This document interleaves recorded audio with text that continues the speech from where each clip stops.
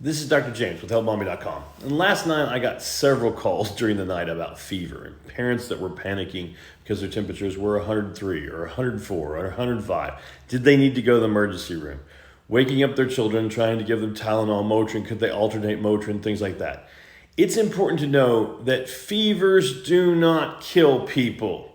Fevers do not kill kids. There is not a fever that causes them to die. There's not a fever that they're naturally going to get that's going to cause them to have brain damage. The fever does not get so high that it causes a seizure. Febrile seizures are a completely different thing, and they don't have anything to do with how high your fever got. So giving them Tylenol, giving them Motrin, making the fever go down does not do anything to help them other than make them feel better. Okay. The underlying illness may kill them. So if you had meningitis and you had a fever of 103, the fever is not what's going to kill you. It's the meningitis that's going to kill you.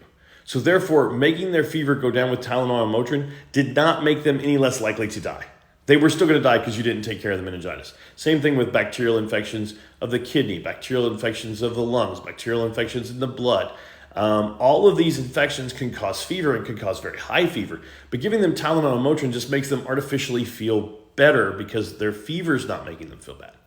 The fever is actually beneficial. That's our body's defense. It's one of the things that we can naturally do to help us fight off illness. So the fever elevates to try and make it to a temperature that that bacteria or that virus doesn't live well in and it doesn't like to grow. So the fever is actually the protective part of our body. It just makes us feel bad. So never think of Tylenol or Motrin as an emergency. Even with febrile seizures, they're usually it's the rate of rise. It's how fast the temperature goes up is what causes them to have a febrile seizure.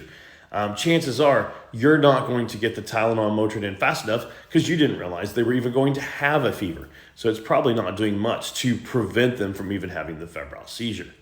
But it's important to realize that the fever is just something that's telling you, hey, my kid doesn't feel good. My kid has a symptom. Now we need to put this symptom together with everything else to figure out what's going on. Now, there are some people that we worry about and we say, hey, this fever is an emergency if you're less than 2 months old. But it wasn't the fever that's the problem. It's that it's telling us there's something bad. If you've recently had surgery, then fever is an emergency.